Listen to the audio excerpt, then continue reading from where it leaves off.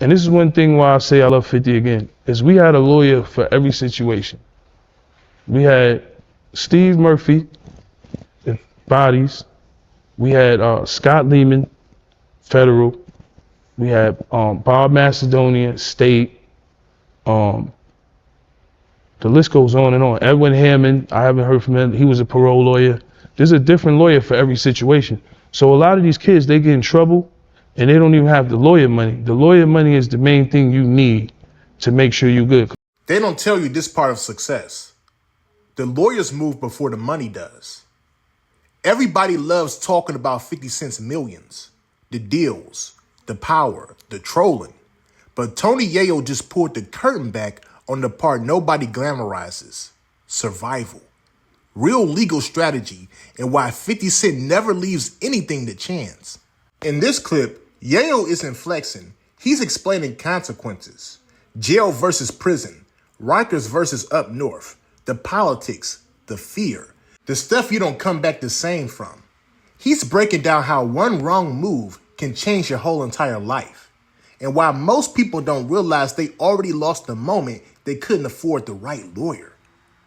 This is where it gets interesting. Yayo says G-Unit didn't just have a lawyer. They had lawyers for every single situation. Federal, state, parole, different cases, different plays, and different outcomes. That's not luck. That's planning. That's business. And that's how you protect your freedom and your fortune at the same time. Now, I'm about to play this clip for y'all. But before I do, I just need y'all to like, leave y'all thoughts down below in the comment section, and subscribe. Let's get into it. I never wanted to go to jail again. You gotta smell other people's shit, take showers and shit, watch your back. This just broke up with his girl. You got gang over here extorting this nigga. You got bucket stolen, motherfucking cut for cigarettes. Like, what the whole nother world. Jail and prison is a whole nother world. I did skid bids. Like, I learned my lesson off of little bids. Like, all right, that I could never do this. So what's the difference between jail and prison? Oh, jail is Rikers Island, MDC. Right. Prison is, up top, the mountains. You got to figure out what car you're gonna be in. That's prison. Prison, a whole nother world. That's when you go up north, Green, all that. Yeah. Attica. That's prison. Jail is Rikers Island. Right. MDC, MCC. That's federal. Yeah. Yo, listen. It was to a point when this G-Unit. And this is one thing why I say I love 50 again, is we had a lawyer for every situation. We had Steve Murphy, bodies. We had Scott Lehman, federal. We had Bob Macedonia, state. The list goes on and on. Edwin Hammond, I haven't heard from him. He was a parole lawyer. There's a different lawyer for every situation. So a lot of these kids, they get in trouble and they don't even have the lawyer money. The lawyer money is the main thing you need to make sure you're good. Because with a legal aid, you're going straight to prison. Oh yeah, you go, yeah. Even if you're innocent. Oh yeah, he gonna what you call him? He gonna bid that. He gonna plead that. He gonna plead that, Yayo. Yeah, there was a lawyer supply for every situation. Yeah, you every situation. And I needed one for that. But jail experience. Prison, I never really went to. Right. I did the shock program. Everybody be like, oh, he went to shock. He didn't go to real jail. That's right. I wanted to get home. G-Unit was blowing up. We outsold Jay-Z that year. Right. With Beg for Mercy. Right. I remember seeing it in the paper. One of the COs brought it to me. It was like, Beg for Mercy, that's you, right? I was on the cover. How'd that look? You on the cover of a magazine and you in here? Yeah. They're like, bro, if you don't get your ass out of here. That's why I always say Eminem wearing the free Yayo shit at the Grammys was like, that was a turning point in my life. Because he didn't have to do that. I was on Rikers Island. And I was like, yo, free Yayo, Eminem, At this point, he's selling 16 million records, hard copies. Not streams, not a machine. This is facts. Like, you going to FYE, Blockbuster, Tower. Yeah, Target. Good times. Yeah. 16 million. So when M got that shirt on, Free Yayo, are you watching it? I watched it. And they look at you like, yeah, shout out to Tracy McNew and Paul Rosenberg. They called me from Shady, Mark LaBelle, and they was like, yo, make sure you get to watch the Grammys that night. And I'm in my house, C73. I didn't go on no Debo shit, because jail's about politics. Because you can get stabbed over the TV and the newspaper. That's what they tell you. 3 warnings: TV, newspaper, and the phone.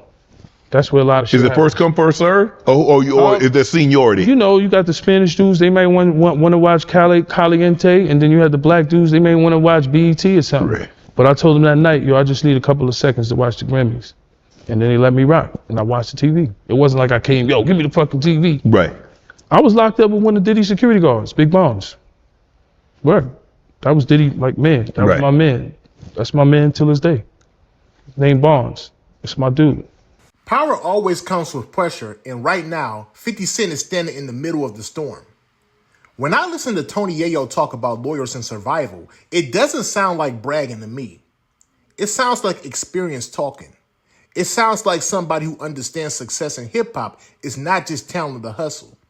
It's protection, legal protection, financial protection, reputation protection. All of that matters once the money gets real. My takeaway from this whole conversation is simple. 50 Cent moves like somebody who learned early that freedom is more valuable than fame. A lot of people chase attention. 50 Cent chases control. That's a major difference. Having lawyers on every move is not paranoia. That's just preparation. Especially when you're dealing with contracts, lawsuits, accusations, media narratives, and powerful people who don't like how loud you are. And let's keep it 100. Right now, 50 Cent is a massive target. He just did a groundbreaking documentary on Diddy on Netflix. Diddy has been tried and charged with heinous crimes and accused of many others. Despite all that, though, he still has a huge amount of supporters right now. A lot of those people have turned their back on 50 Cent because of that documentary. That's real backlash, and that's real smoke. And on top of that, there are also rumors floating around that 50 Cent is gearing up to do a documentary on Jay-Z next. Whether that happens or not, the conversation alone puts a spotlight on him. This is where the lawyer conversation matters. When you shine a light on powerful people, you invite scrutiny, legal scrutiny, media scrutiny, financial scrutiny.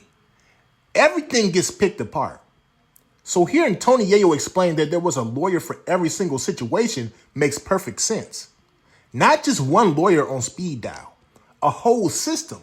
This is chess, not checkers. And here's a business reality a lot of people overlook. In the entertainment business, top artists and executives routinely spend millions of dollars a year on legal teams to protect their intellectual property and limit liability. And that's not just a flex. That's the cost of staying rich. The moment you stop investing in protection is usually when the money starts slipping away. I also think it's important to say this without taking sides. You don't have to agree with everything 50 Cent does to respect how he moves. You can separate the message from the method. From my perspective, he's doing what he has always done, standing on his own, taking risks, and not backing down when the pressure comes. This is literally the story of his career. From the streets to the industry to corporate boardrooms, he has always had powerful enemies, and he is still here. So let me ask y'all this. Do you think having lawyers on every move is smart business? Or does it show how dangerous success really is? And how do you feel about 50 Cent taking on powerful people knowing it puts a massive target on his back? Let me know your thoughts down below in the comment section. And make sure you like and subscribe. Peace.